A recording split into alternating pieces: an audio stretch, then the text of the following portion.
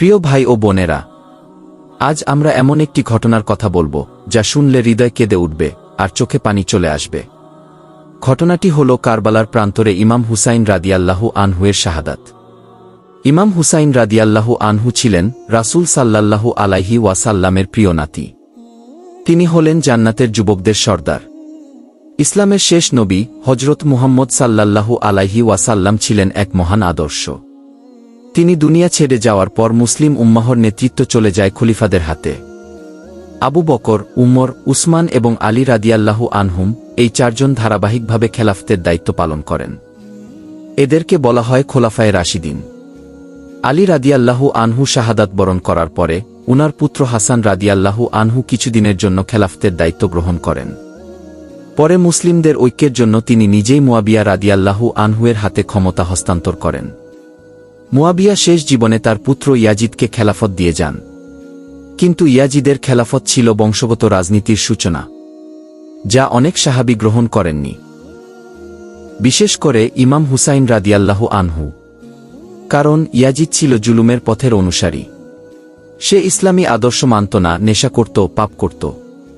ইমাম হুসাইন রাদিয়াল্লাহু আনহু বললেন, আমি কখনোই অন্যায়কারীর হাতে বায়াত নিব না। তিনি পরিবার নিয়ে মদিনা ছেড়ে চলে গেলেন মক্কায়।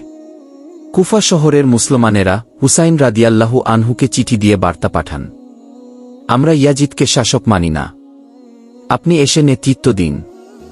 ইমাম হুসাইন রাদিয়াল্লাহু আনহু পরিবারের সদস্যদের নিয়ে রওনা দিলেন কুফার পথে। সব মিলিয়ে প্রায় ৭২ জনের কাফেলা। যখন উনার কাফেলা কারবালার ময়দানে এসে পৌঁছায়, সেখানে ইয়াজিদের বাহিনীরা তাদের ঘিরে ফেলে। পরে তাদের পানি ও খাবার বন্ধ করে দেওয়া হয়, চারদিক থেকে ঘেরাও করে রাখা হয়। ইমাম হুসাইন রাদিয়াল্লাহু আনহু এর পরিবার ৩ দিন না খেয়ে তৃষ্ণায় কাতর অবস্থায় থাকে।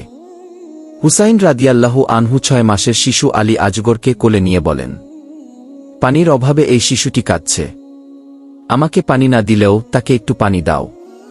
কিন্তু উত্তরে শত্রুপক্ষ একটি তীর ছুড়ে শিশুটিকে হত্যা করে। পরে যুদ্ধ শুরু হয়। কারবালার ময়দানে সবাইকে ইয়াজিদের বাহিনী শহীদ করে ফেলে। ঐতিহাসিকরা লিখেছেন, ইমাম হুসাইন রাদিয়াল্লাহু আনহু যখন যুদ্ধ করছিলেন তখন মনে হচ্ছিল তিনি হাজারো শক্তি নিয়ে একা লড়াই করছেন। অবশেষে হুসাইন রাদিয়াল্লাহু আনহু সেজদারত অবস্থায় শাহাদাত বরণ করেন। পরে উনার পবিত্র মাথা মুবারক শরীর থেকে আলাদা করে ইয়াজিদের কাছে নেওয়া হয়। ইয়াজিদ মাথা মুবারক সামনে রেখে অপমানজনক আচরণ করে।